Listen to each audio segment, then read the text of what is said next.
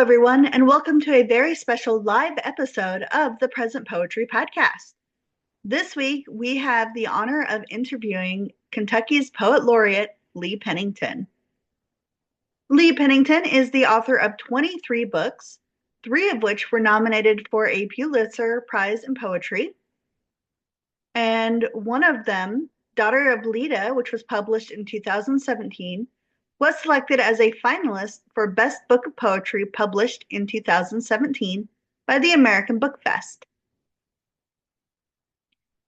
He has had over 1,300 poems published in more than 300 magazines, America and abroad, and he has had 9 plays produced, wrote the script for the Moonshine Wars, which was produced by MGM in 1970, and has published thousands of poems, articles, and short stories in everything from Playgirl to Mountain Life and Work.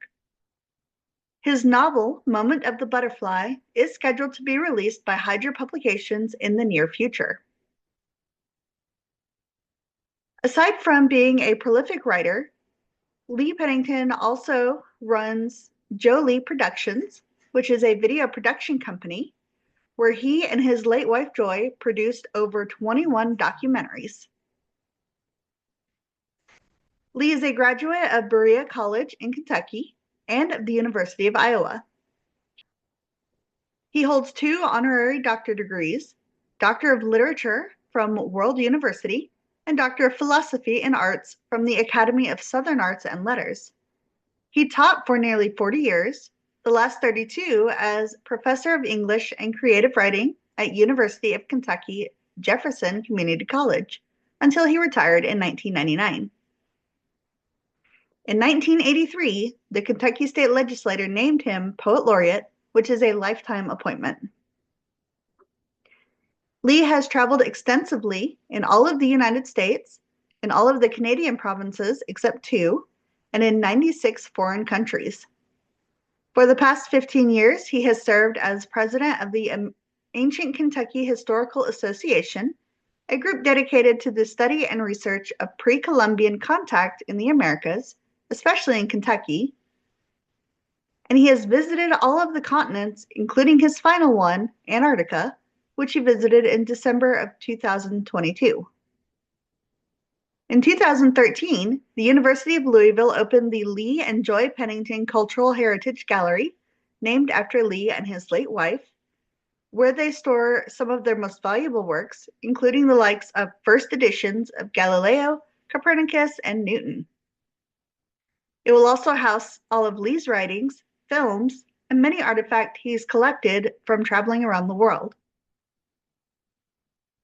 Lee has 3 films that are presently in the works about his life. One is a documentary on his life. One is a movie about his Harlan County, Kentucky teaching experience, where he was run out of town and had contracts taken out on his head because of a poetry book that his students wrote. And then the third one is a series called The Story Behind the Story of Lee Pennington. It had its premiere at the University of Louisville in June and won runner-up award for Best Documentary at the Imaginarium Indie Film Festival. In 2022, a press focused on publishing only poetry was named after him, the Pennington Press, a division of Hydra Publications. Lee presently lives in Kratz House, a designated historic home in Middleton, Kentucky, with his lady, Jill Baker, who is an artist in her own right and has illustrated several of his books.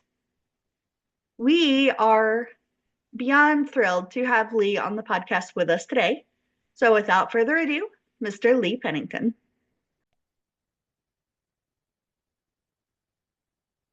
How are you doing? I'm doing well. How are you today? I'm doing well. I've been looking forward to this. Likewise.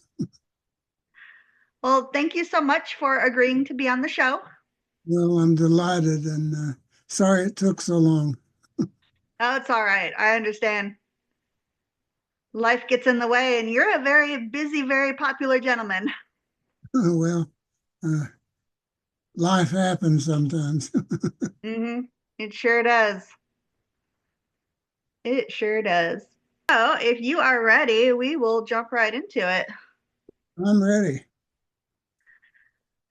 My first question to you is one that I like to pose to all of the poets that I interview, and that is, how did you get into poetry? I think I got into poetry quite by accident. The first writing I ever remember doing occurred back in the fourth grade, and I went to a little one-room school, and the teacher had to teach all 8 grades, and we had instead of a history book, we had a novel about a historical novel about the Farnham family. Everybody in the fourth grade had that novel, all three of us, and the family came in at the European establishing of the country, and took them to the end of the 19th century.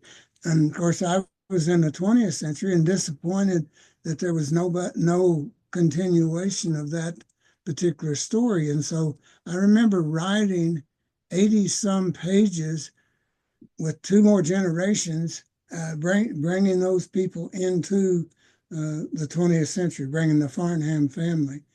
I don't know whatever happened to that manuscript, but that was my writing I remember.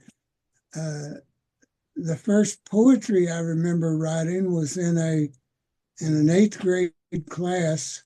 By then, I'd moved from the one-room school to the high school, starting the 8th grade.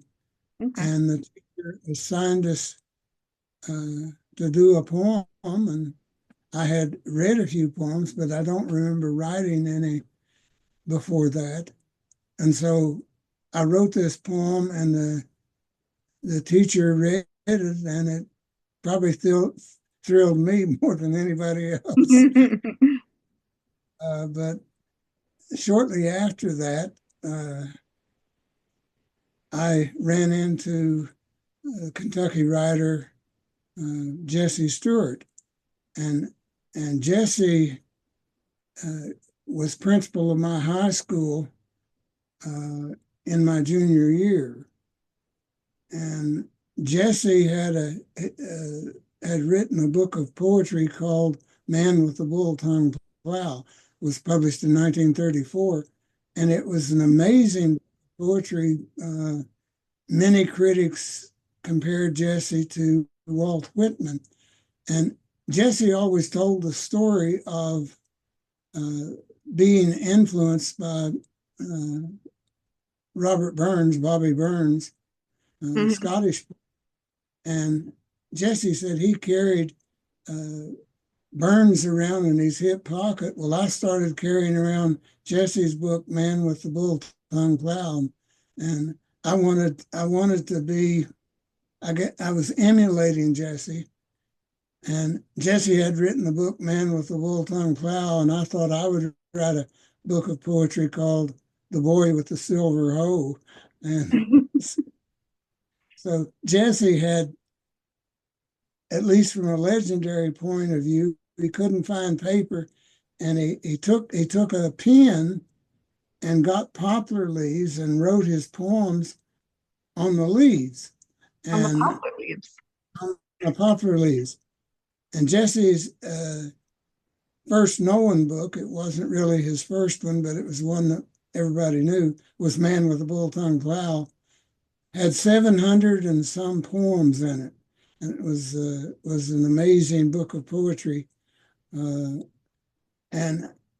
Jesse had written on the poplar leaves, and I thought, well, what are you going to write on? I thought, well, maybe I could do it on rocks. And that didn't seem very pragmatic. So back in those days, we had fertilizer sacks, and that was before the days of plastic. And so the sacks had to have several layers of paper to hold the fertilizer in. And I found that when I was farming, I could plow to the end of the row and I could tear off those fertilizer sacks. And so that's what I wrote on And sometime in my late junior year, early senior year, I took a bunch of these fertilizer poems to Jesse and showed them to him. And I had written prose. I started writing prose in English class with the great teacher, Lena Nevison. And I wrote a story called Cow Dog. And Lena was very excited about that short story, and she took it down and threw it down on Jesse's desk. Jesse picked it up and started reading it. And he didn't look who wrote it or anything. And he looked at Lena and said, "When did I write this?" And so my head was big. And anyway, I took the poems to Jesse at his home, and he was kind enough to read them. And then he looked down at me and he said, "I expect you better stick with prose." Oh no. And at that moment, I think something clicked in my head that said, "I'll show him." Uh-huh. And it wouldn't surprise me if I'm not still at that stage of showing him that maybe I could write poetry. Yeah. Spite is a great motivator, I've found. Yeah, Someone says you can't do something, by golly, you're going to do it to show them wrong. there you go. And that has gotten you, like, I was reading over your bio that you sent me, and you've been nominated for Pulitzers. You have written more than I probably will ever read in my lifetime. Like, your poetry has taken you so far. What does that feel like? Do you feel? Well, it's been a journey of amazement from the outset.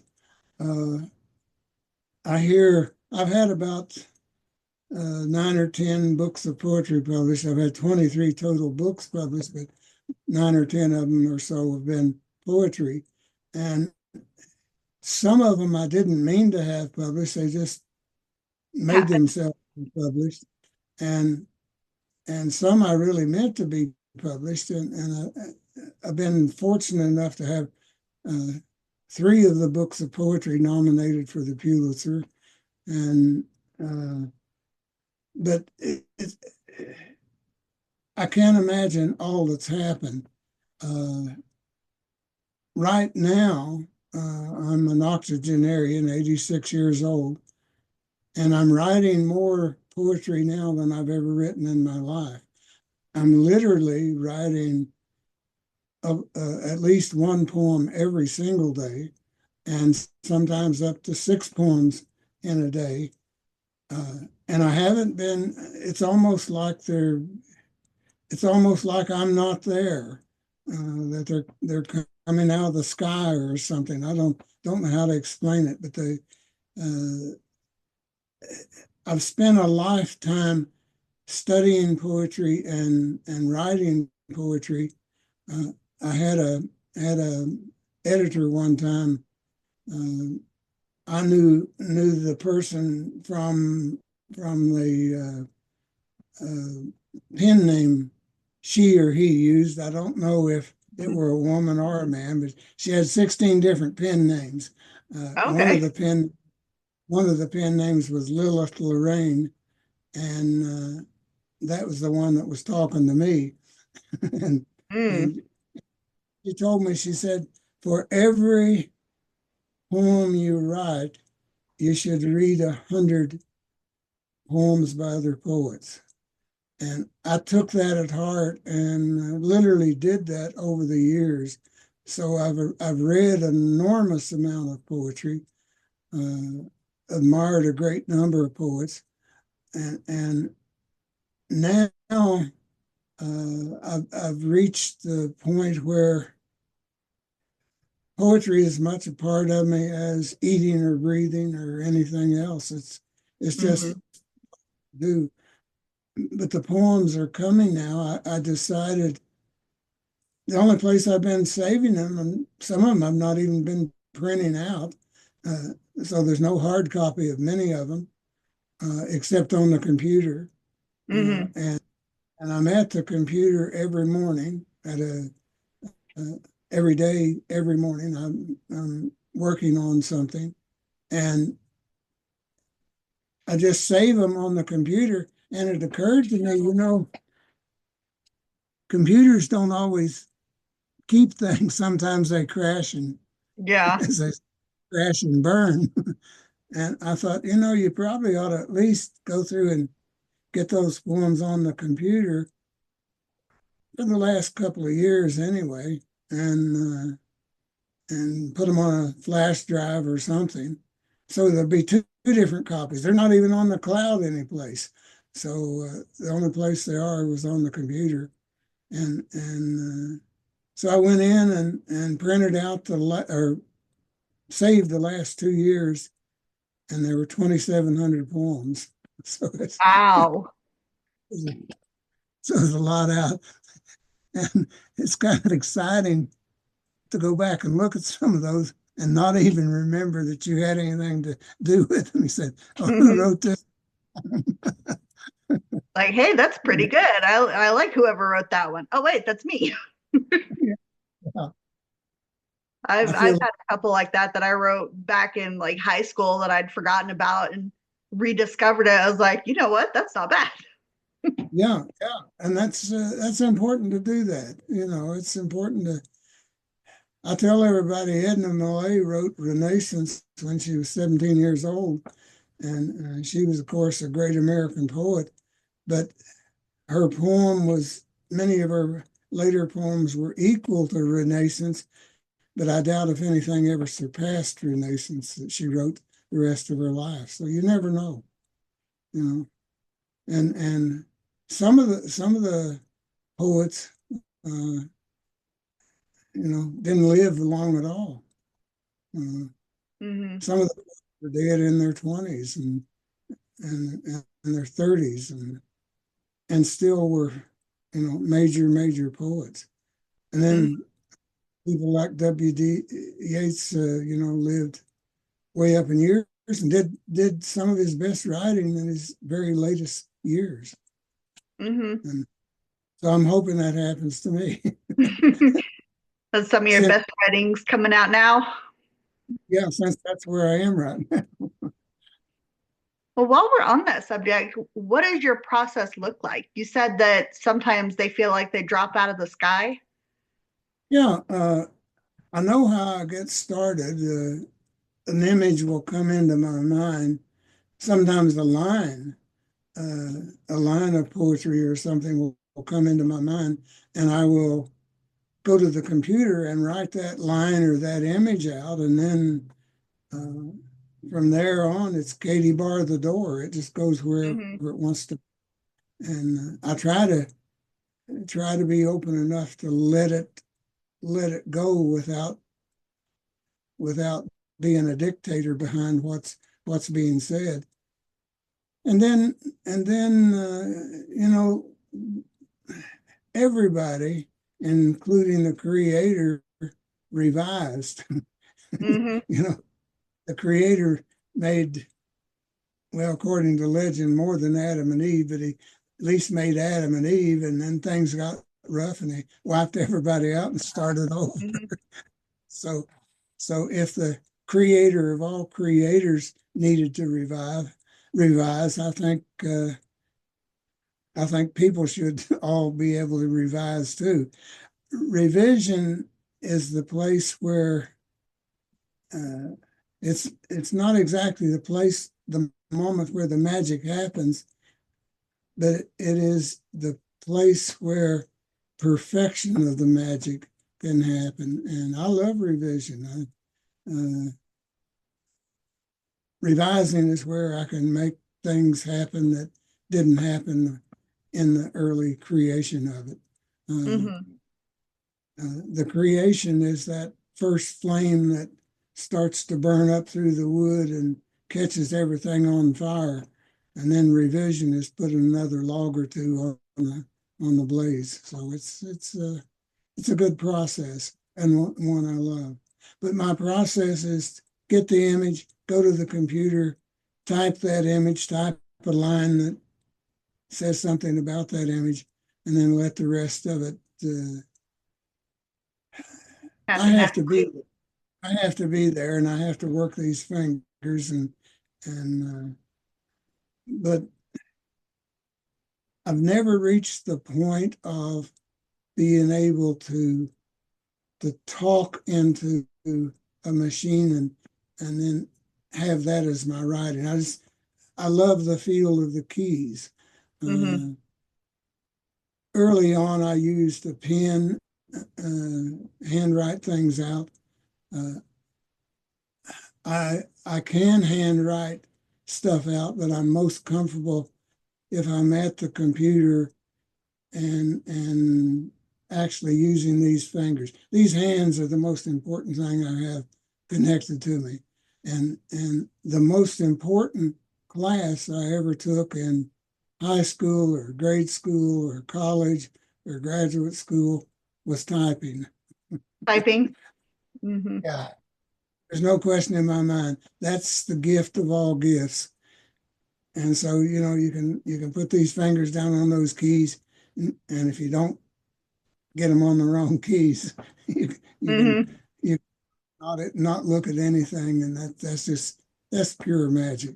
And I worked for years at an old Remington typewriter, typed over 2 million words across it, wore out one roller totally, had to put a new roller on it because it beat the old one to death. And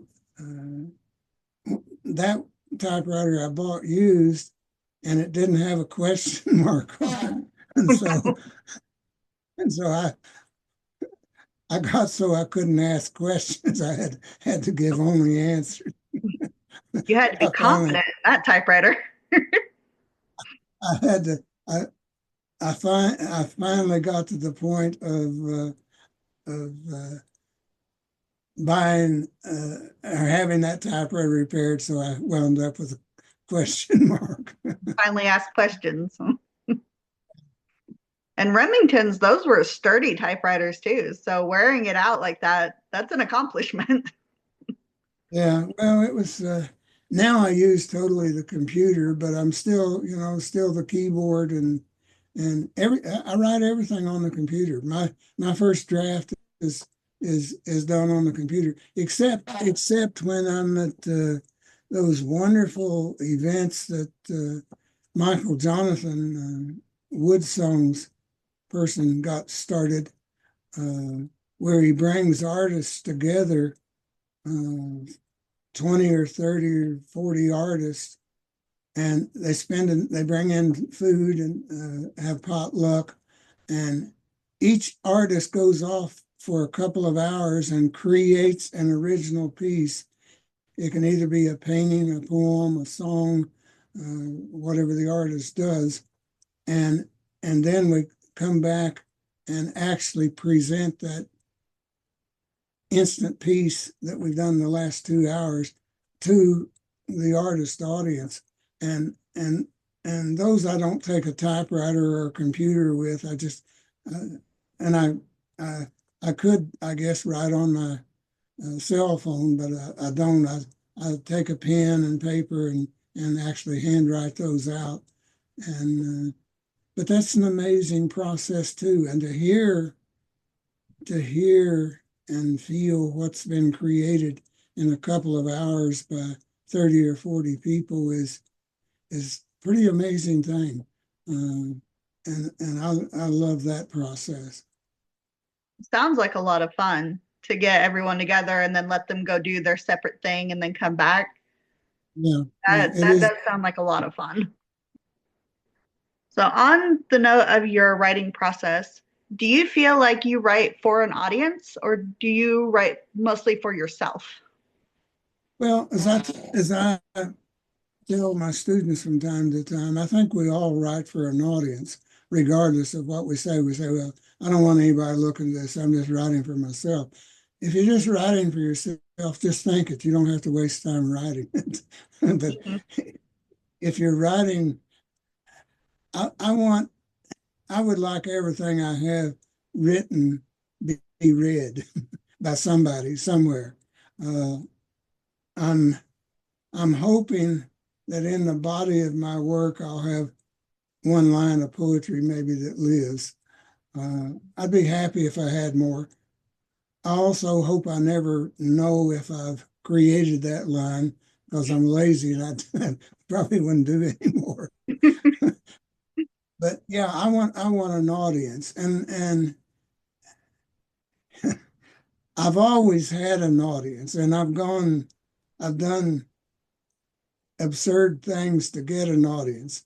Uh, Back when I was in high school, uh, the little church that I attended in back up in the country didn't have indoor plumbing, and Oh, so they had outhouses, and I I typed some poems up on typing paper and then cut them out and took them to the men's outhouse and the women's outhouse and stapled them up on the wall. So every once in a while, I'd get somebody saying, "Oh, you know that poem up over the hole on the left side? I like that."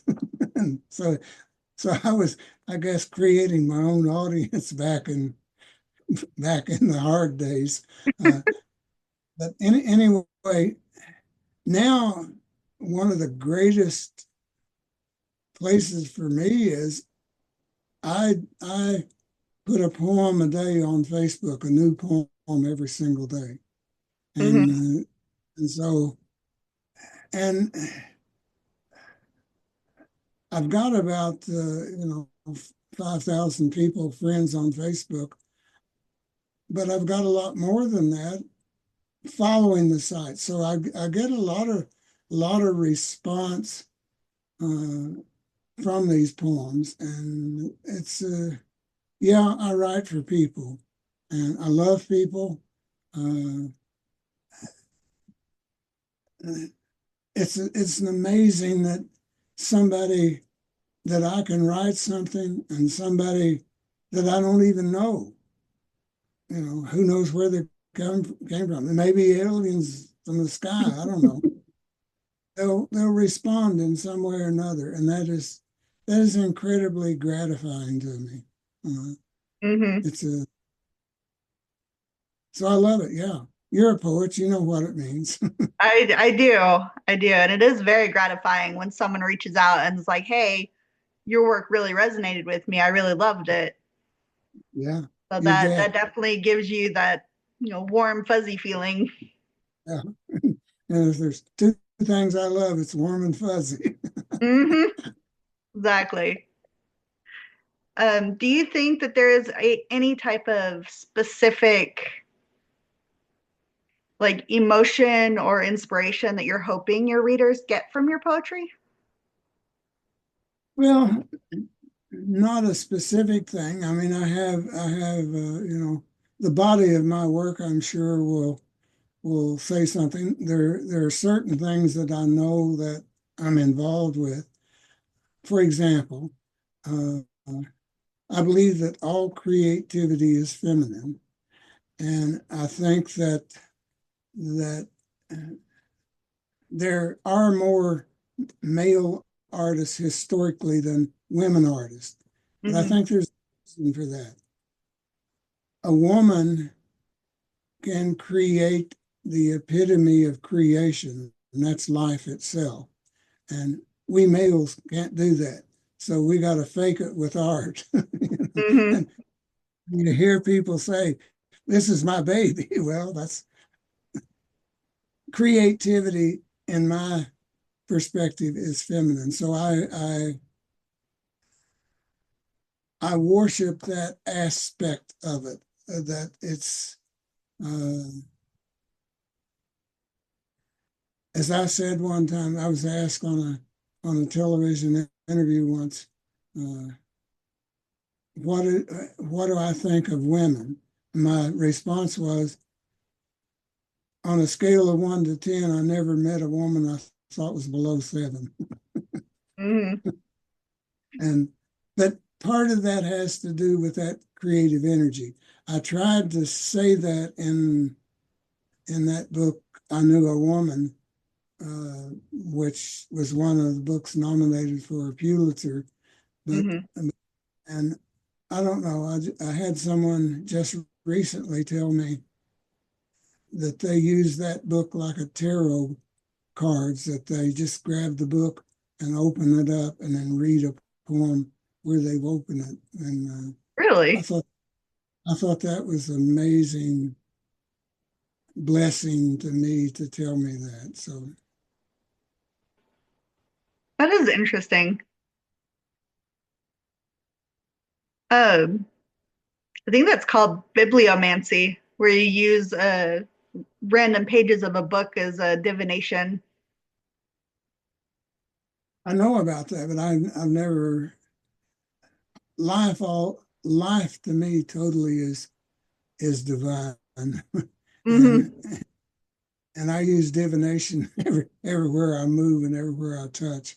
Uh, and and I am sure, as my Ho Chunk friends tell me, there's no such thing as coincidence. Uh, Everything happens. All my life, especially with something like my video production company, I would go off to a country going to film something and go mainly unprepared with what I would find when I got there, but knowing that whatever I needed when I got there would show up. And it always did and always does. Uh, uh, Amazingly so. Uh, I'll give you just one example. My late wife Joy and I went to the South Pacific on the island of Huahine to film the marae. These are these platforms and holy outdoor worship places of the Polynesians. Their personal marae and then their public maraes. And the person who reconstructed all these on Huahine was a Japanese anthropologist by the name of Yoshihiko Sonoda.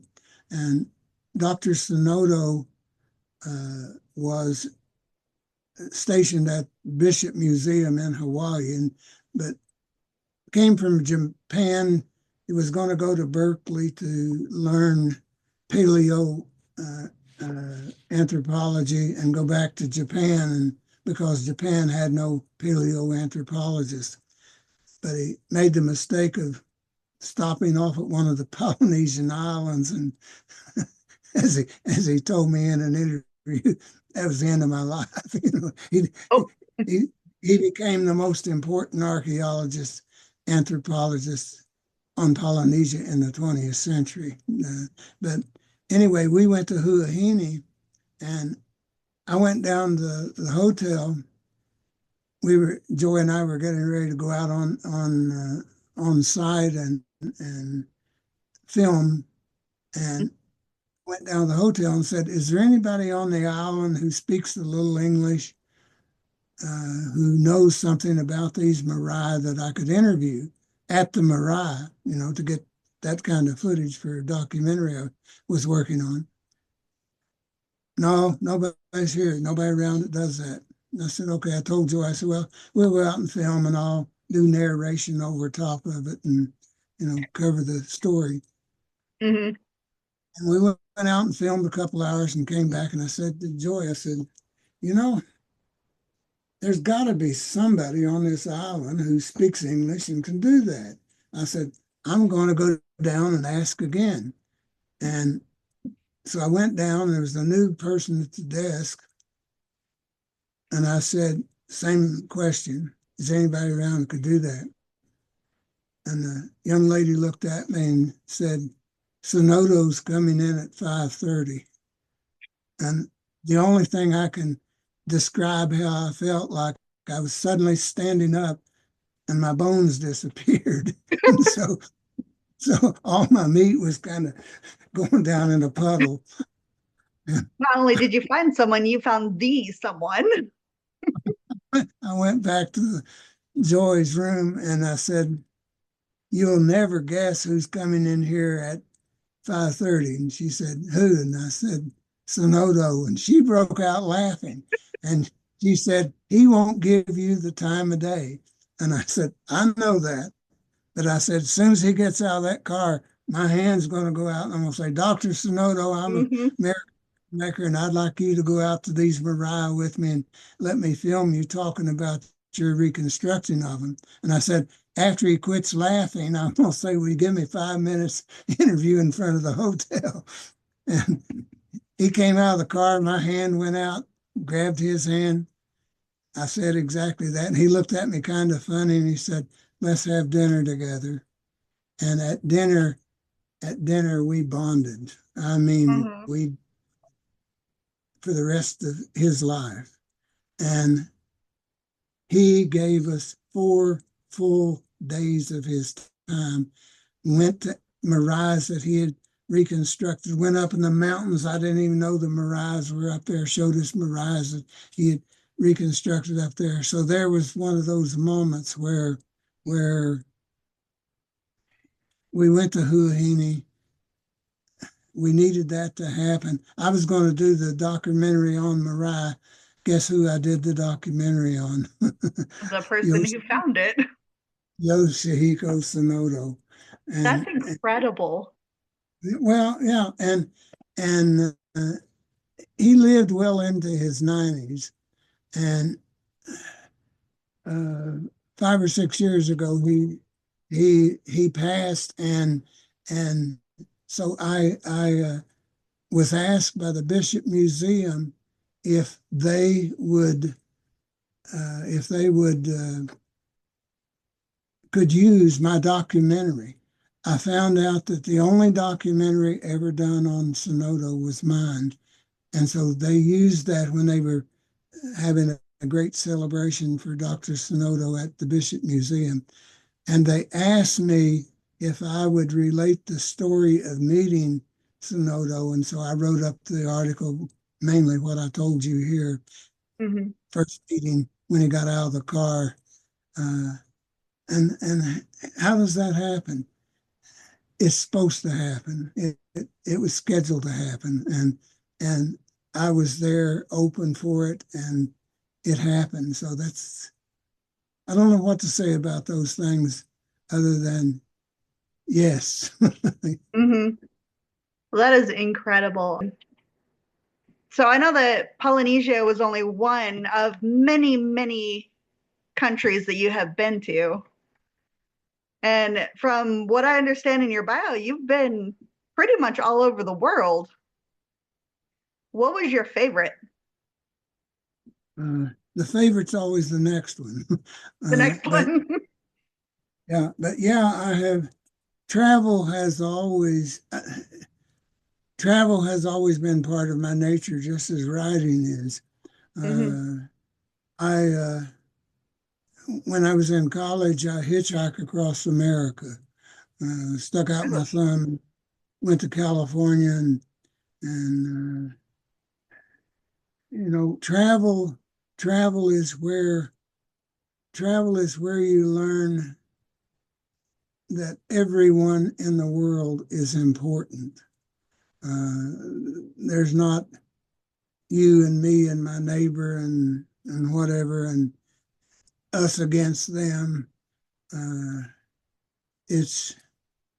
We have to think in terms of a tiny speck in the solar system on a little blue planet, flying around through space, and I need to be as concerned with you and your welfare as the person I'm living with or whatever else. It's got to be a world concept. We can no longer think in terms of here, now, and only this place. Uh, but and I've learned that by travel and travel. I didn't have children, so I tell everybody I'm spending my kids' college education traveling. Uh, I've, uh, I've I've driven in all the United States. I've driven in all the Canadian provinces except two. Used to be one, but they split the one I hadn't made it to, the Northwest Mhm. Territory. It's now two provinces. I've been in 96 countries. Uh, I've been on I've been on all uh, seven different continents. Uh, the last continent I was on uh, was 1.5 times the size of the United States, and only had 4 days there. Yeah, I'm going to go to the United States and explore it all in the next 4 days. Yeah, right. uh, anyway, the last country I was uh, got to was Antarctica, and it Antarctica is 1.5 times the size of the United States, so it's enormous. Yeah. The main part of Antarctica has 3 miles of ice on top of it, 3 miles deep. All of the land in Antarctica is below sea level because the ice mashing it Pushing it down. down. Yeah, we were there during the summer, and at the South Pole it was minus 22 degrees. So Wow. it's ice all the time. There are never more than 1,500 people on the whole island. And they're all researchers. Hmm. The only permanent residence there uh, is microscopic. Hmm. Everything comes there, the seals, the whales, the people, they're all visitors. Uh, People never stay there more than 4 months, the researchers. There are no roads, there are no runways for airports, uh, there are no harbors for ships to go into. So it's an amazing place. It has 85% of the world's ice is Wow. in and so 15% of the rest of the world ice, including in your refrigerator. Hmm. uh, rest of it's in Antarctica, and that's all fresh water Fresh caught water. up in that. And someday that may be the most valuable place on the planet Hmm. because of potential of fresh water. That may be the only fresh water left at sometime in the future. Uh, but you asked me which was my favorite. Uh, I've been to many exotic places. The first documentary I did was on Papua New Guinea. It was Okay. called In Search of the Mudmen. And Papua New Guinea was an amazing place. Joy and I stepped back 10,000 years into the Stone Age up in the Wow. highlands. Uh, we we ran locally here in Louisville. We ran the Corn Island Storytelling Festival for 27 years, and we brought a Huli tribesman to the Corn Island Festival from New Guinea, and he had never seen a traffic light. He had never seen a Coke machine, and he flew 27 hours from Papua New Guinea to Louisville, and it was the first Huli ever to come to the United States. Wow. But one of the things I did, I had in my collection of artifacts, I had a Indian scraper, for scraping hides, Hmm. flint. And I just handed it to him, didn't say anything about it. He said, "Oh yeah, I'll show you how to use it." He showed me how to scrape hides with it. And I thought how small is the world that somebody from Papua New Guinea is showing me how a Native American once scraped hides, you know. But Papua New Guinea was very exotic. Uh, I love that. Easter Island was an amazing place. I did a documentary on Easter Island. I was there twice. Uh, I was there in 1997, then went back for the millennium change. Remember back when Y2K was Mm-hmm. all the airplanes were going to fly out, drop out of the sky, and the whole world was going to collapse, and so they. Oh yeah, I have some interesting memories from that transition. Yeah. So, so I said I want to be on Easter Island. I did film the last plane leaving Easter Island. Uh, Easter Island is, it's 3 miles wide, it's 12 miles long, and it has on it some of the most amazing cultural things on the planet. Mm-hmm. And you have to say, who did this? How did they do it? The statues, the moais that stand up, have all been put up in the 20th century since 1957. They all were turned over, Huh. smashed over. And the ones that are standing up that you see in the pictures, uh, that's all been done since 1957. Okay. And I, I was there in 97 and knew I didn't have enough time. I was there about a week, and I knew that I had to go back. When I do a documentary, I have to literally live with the subject. Mm-hmm. So, so I went back at the millennium change and spent 2 weeks there then, and literally day and night spent in the silence with those statues. And they do speak, but you have to listen hard. Mm-hmm. And and, uh, and I trust what the natives say. Uh, Everybody says, well, how did they get them from the quarry up to the platforms? I mean, it's all volcanic rock they had to take them across. And how did they get them over there without tearing them up? The natives say the statues walked. Mm-hmm. I don't know what that means, but I trust them. Yeah. And eventually, when we find out how they did get there, we will be understanding that they did walk there. Mm-hmm. I feel like I have heard that too, that the statues walked. Yeah, that's what the natives say. I like that, honestly. It gives an extra sense of the mystical to Yes, it. yeah. Well, you take one look at those statues and they're mystical, you Mm-hmm. know. And I touched them and they did have eyes. The originals had eyes. They made them out of obsidian and shells.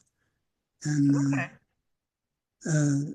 but one of the archaeologists on Easter Island uh, found a shell in one of the obsidian, and he put it in the eye of one of the statues, and he said, "Oh my God, it's a perfect fit." So Mm-hmm. they know that they had eyes. And another thing, there are over 1,000 of those statues on the island. 1,000, Wow. and they're, I don't know, probably 50 or 75 of them upright. And all of those upright, as I say, have been done since Thor Heyerdahl was there in 1957. Mm-hmm. They put back up. Only 7 of them look out at sea, but the 7 at Akiva. And everybody thinks, since that's the main picture they always see, that they all look out at sea. No, they were looking back over the people. Interesting. So, I did not know that. yeah, well, hardly anybody does. And I see something on Facebook every once in a while, and it drives me batty. Uh, they show this statue, and you see mainly the heads. The reason you see the heads is they're at the quarry, and the dirt has washed down Hmm. here, and so people get the idea they never had legs or never had bodies. Hmm. They all they all had bodies, and and we've known that since 1919 when Catherine Rutledge went there, first anthropologist there, and dug one of them up and saw that it had a whole body. And of course, all of them on the platforms have bodies. Hmm. And I saw a picture. They showed a bunch of people around where they dug down and they said, we've discovered that these statues have bodies. Well, we've known that forever. I think they should be saying we rediscovered. Rediscovered, uh-huh. We do that a lot and then count it as a major discovery. Discovering something the ancients already knew. Yeah, and everybody else. Hmm. Do you feel like traveling has helped your poetry journey at all? Like, Help I'm my sure poetry, it's inspiring to see all these different places. help my poetry, help my person, helped everything about me. Uh, I think that American schools, part of the requirement should be that every student would be required in the school to travel. Uh, I would you love that. well, I think it ought to be necessary. I think it ought to be, if you only it's like the story of the blind man looking at the elephant. If you only see this one little section, and it's not going to be anything like this little section or this little section, this little section. You know, I went. One of the early places I went to was Egypt in 1972, Mhm. and I thought at that time America. I thought I was poor. I thought America had no. I thought America had all sorts of poverty. Uh, I went out. I went out to Memphis in Egypt, and actually went to a tomb robber's house, Oh, and there were little kids in the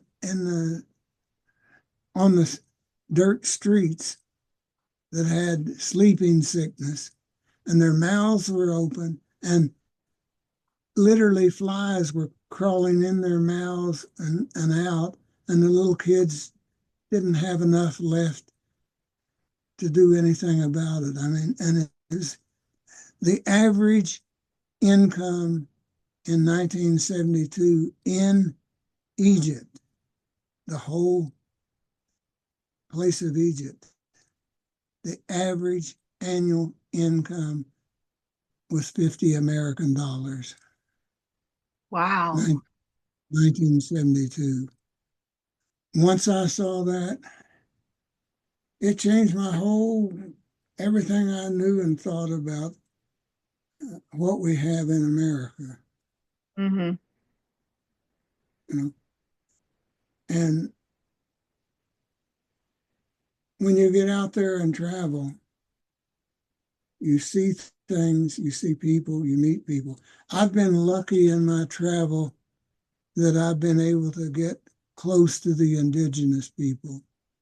Uh, I've been able to get uh, close to the shamans, uh, close to the people who know the earth, who live at the very core of the earth. And there's so much you find out. you go into the highlands of Peru, for example, and there's a tribe of people there called the Amara, and their language is the perfect language to, if you take Russian and you're trying to translate it into English, it's hard to do. But if they take Russian and translate it into Amara and then into English, it works perfectly. And Really? so they think that Amara is maybe they may be an invented kind of language. And you see things, you see stoneworks all over the world. When they put in the Aswan Dam in Berea, they had to move some of the statues, and they could not move them without cutting them in two. In the 20th, they had to cut them in half in order to be able to transport them. But they were transported full size back in Egypt. Now, how did they do that? And that's, the world just opens up when you travel. Mm-hmm. And so many people are afraid of traveling. And I've had my share of ill luck traveling. In Egypt, I had a guy chase me with a dagger. Oh. And in Cusco, South America, Peru, I was made unconscious and left lying on the streets, and was kind of gun shy, moving around for a little while. But the guys were nice to me. They didn't hurt me. They went on my pressure points, Mm-hmm. and I woke up literally in the middle of the street. I woke up and thought I'd had the best night's sleep I'd ever had in my life. And I said, "Boy, what a beautiful sky." And, oh man, look at those beautiful buildings. Then I realized this wasn't my regular bed. Wait a minute. But they were after the I don't have any ill feelings for those people. That's the only way they had to survive. Mm-hmm. And they were after the passports. They did take my Walmart watch. They missed money I was carrying in the money belt. But they got my passport and Joy's passport. But they could sell those passport on the black market for 15 grand. So that, Mm-hmm.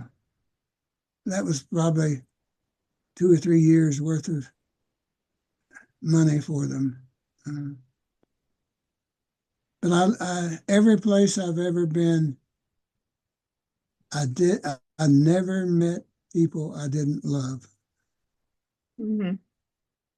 And if I can, if I can go and have that happen every time, I know the world's in better shape than I think it is. Mm-hmm. And it's no wonder that you have written so much just content, both poetry and prose, with that kind of life experience. Because Well, there's no way you can experience all of that and not get it out of you somehow. you're wise. You're very wise, and that's so true. That's what I think about. I think about writing kind of like breathing. I don't have to breathe, and I can hold my breath. One time I could hold it up to 5 minutes, but now I can hold it up to 20 seconds. but I can hold my breath a while. And as I tell everybody, I don't have to write. But if I don't write, it's like holding my breath. And after a while, it seems it's better to breathe than it is not to breathe. And so it's better to write than not to write. But you're so right. That experience, you can't go through those experiences and not be changed and not have it work incredibly on whatever art you're doing. If you're doing songs or writing poetry or writing stories or novels or painting, or it doesn't matter. You're going to be influenced by what you have seen and done. So true. I agree. I do agree. My last question for you, and this is something that I already kind of know just because I have taken a couple of your classes before at Imaginarium. But for those who may not know, what, in your opinion, makes a good poem?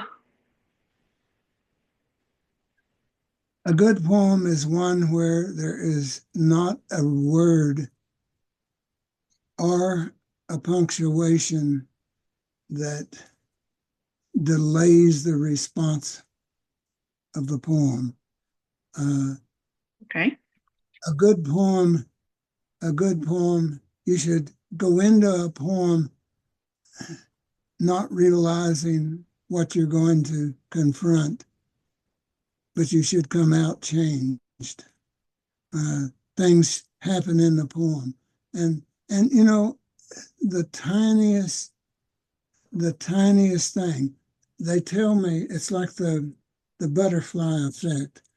They tell me that we ought to be able, a front coming on the West Coast, here in the Ohio Valley or on the East Coast, if that front travels all the way across, we ought to be able to tell what the weather's going to be like so many days after it hits the West Coast, but we can't.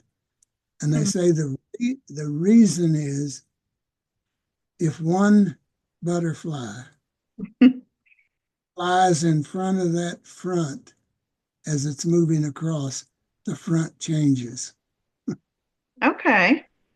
You cannot predict how big that change will be by the time it gets to Louisville or New York or wherever. So the tiniest butterfly in a poem may very well be the thing that changes your life. And I do think that you can teach writing of poetry. I wound up totally by accident teaching the first writing of poetry class ever taught in the state of Kentucky. And teaching writing of poetry, a very rare kind of thing. And when I taught it, people said, you can't do that. You can't teach somebody to write poetry. Well, I always felt I can teach somebody to write better poetry than they would have if they hadn't come by. There are things over the years that I've learned, that I've run into, that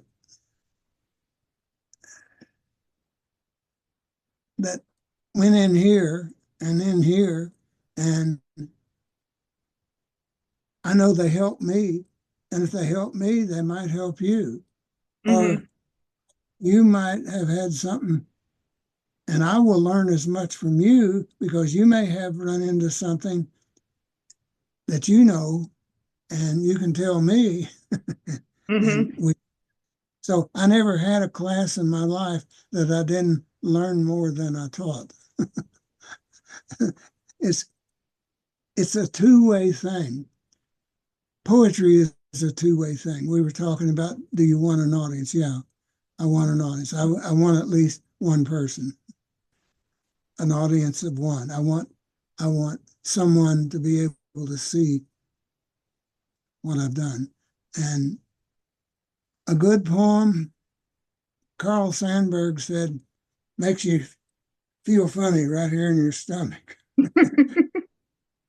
And I always say, if the hair raises up on the back of my neck when I see something,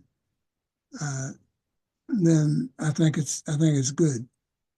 And I've had kids do that for me. I've had little kids, just babies almost. Timmy, what's his name, was in the fourth grade here, and the local teacher was teaching the kids poetry, and he was getting them to make abstract things concrete, and they were trying to define the seasons. Mm-hmm. And you say winter is cold. Well, what the heck does that mean? That's too abstract. If you go to Florida, winter is cold means one thing. If you come to Louisville, it means another. Mm-hmm. If you it means something else.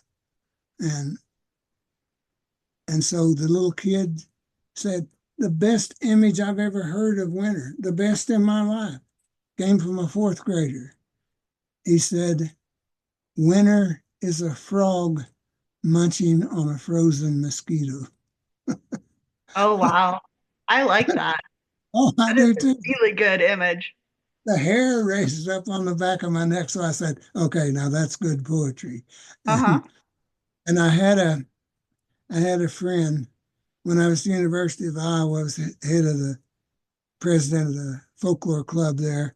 And we brought in some amazing musicians, including Son House and Robert P. Williams, Mississippi Delta primitive blues singer. And Robert P. was released from Angola State Prison by Harry Oster, who was a folklore teacher at Iowa, and by his singing. And Robert P. could not go on stage without drinking quite a bit. And when he came to Iowa, it was my job to take him out to a bar and get him enough to drink so he could go on stage. I'm talking about a great Mississippi Delta blues musician. But he said a guy came in to the bar and they needed somebody had been killed and they needed, he said the N word, and they arrested him and sent him up for life. And it was his music, much like Huddie Ledbetter, Leadbelly, that got out of prison because of his music. But anyway, Robert P. said, somebody said to him one time, I'm going to kill you, N. And Robert turned to him and one of the most beautiful put downs I've ever heard in my life. He turned to the guy and said, I'll see the geese eat grass off your grave. Oh, that's cold. And by the way, I've got a sonnet that ends, before I bow down and be your slave, I'll see the geese eat grass off your grave, off your grave. But anyway, you can hear these. To be a good poet, you got to listen. You got to hear. You not only have to hear the music of the poem, which you do, but you also have to hear people. You have to. I could sit for hours in a crowd listening to nothing but people. And it's like I'm a thief, you know. Would you say that again? Yeah. Just pluck it from the airwaves. Yeah. What a beautiful thought. You know, we need each other. Yeah. I agree, and I really like that. I do.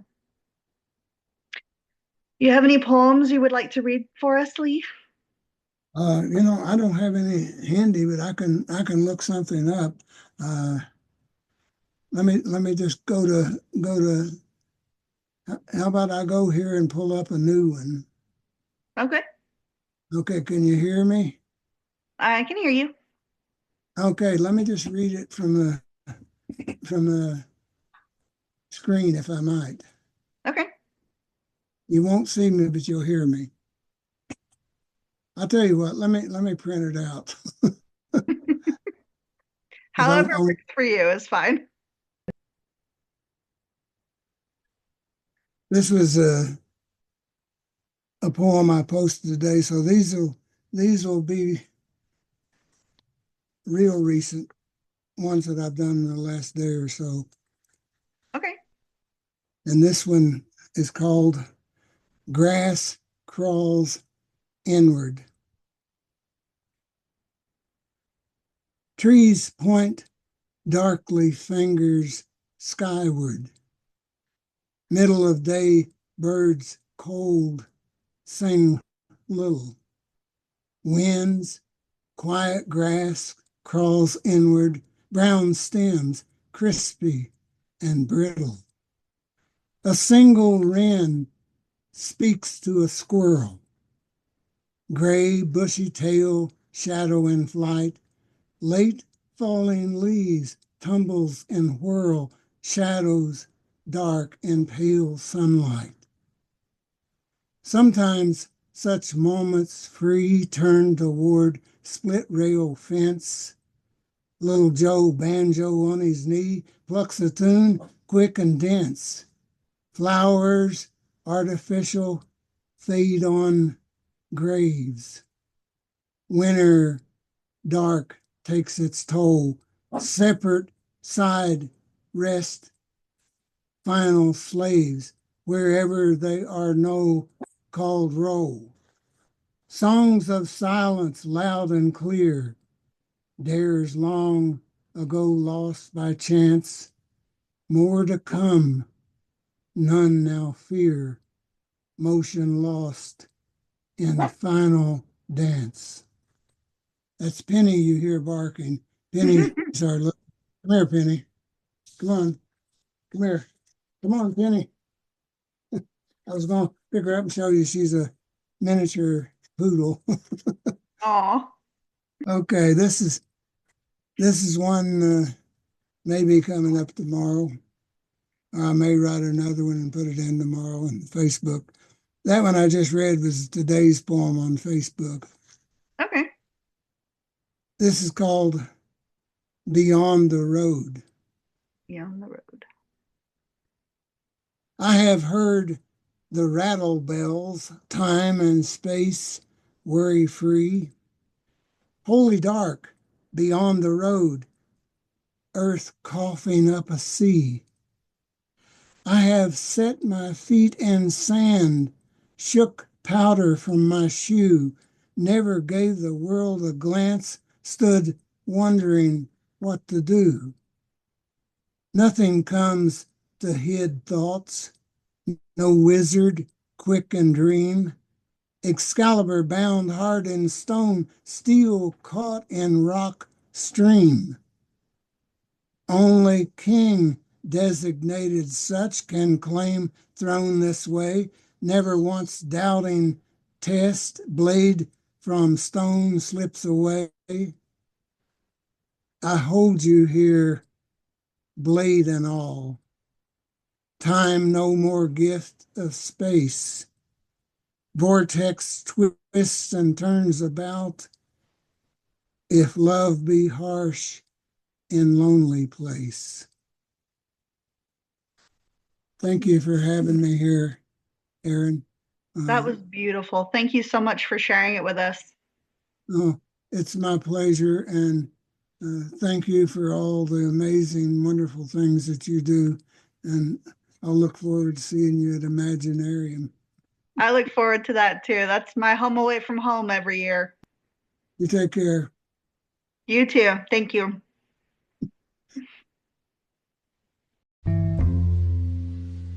Thank you for listening to this week's episode of the Present Poetry Podcast. If you enjoyed the show, feel free to like us, leave a review, or share us on social media.